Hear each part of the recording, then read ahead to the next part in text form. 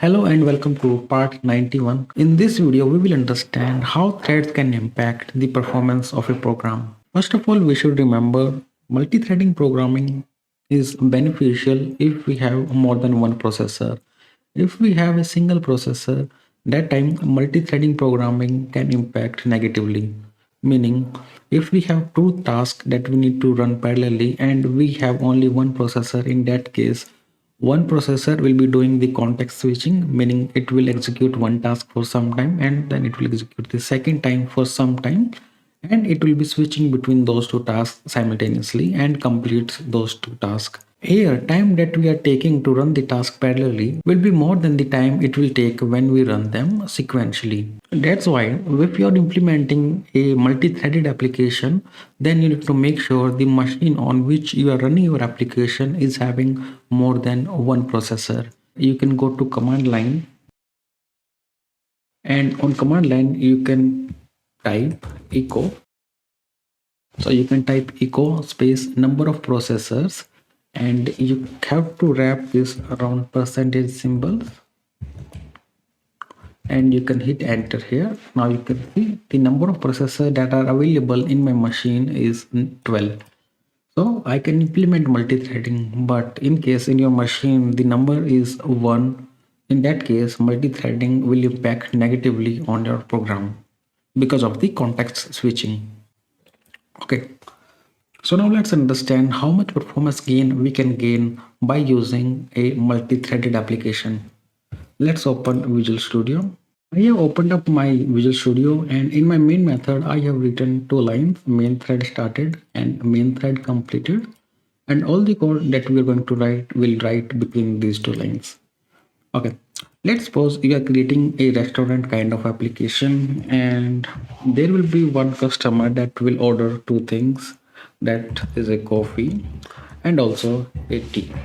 Okay, so but to complete these two tasks, what we can do, we can create two methods. Let's create public static void make coffee, right? And let's say making a coffee will take 5 seconds. So let me add a delay of 5 seconds here, right? And that's it. And let's create our second method, that is make tea, and let's say tea also takes 5 seconds. In case if we run the methods sequentially, that will take time around 10 seconds. It will be little more than 10 seconds because .NET will also take its time to execute this method. So it will be little more than 10 seconds. Let's calculate that time. So let's execute make coffee and make tea.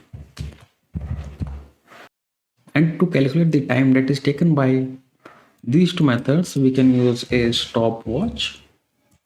Stopwatch is available in system.diagnostic namespace, and we can invoke start new method from the stopwatch class. And once we have executed both these methods, I can say stopwatch.stop, and I can print the time taken by to execute this method by saying stopwatch dot elapsed milliseconds. So this will give us the time taken in milliseconds.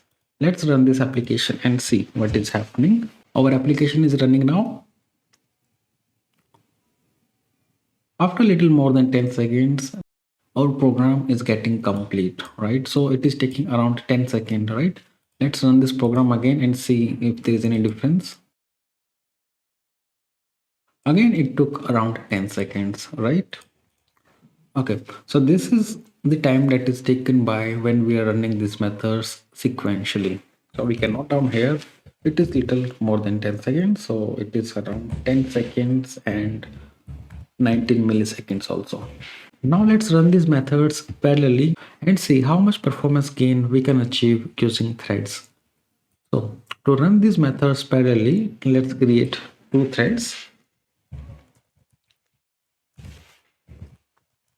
Thread t1 equal to new thread, and I want to execute my make coffee here, right? and the second thread will execute make t. Okay, let's name it t2 and start our stopwatch here, and now we'll execute them parallelly by calling t1 dot start and t2 dot start. And now let's wait for these methods to complete by using the join method, t1 dot join and t2 dot join. Okay, and after that we are printing the time that is taken by these two threads, and after that we are printing main thread completed. Now let's run the program. Now as you can see here, time that is taken by this program to complete is only 5 seconds and 53 milliseconds.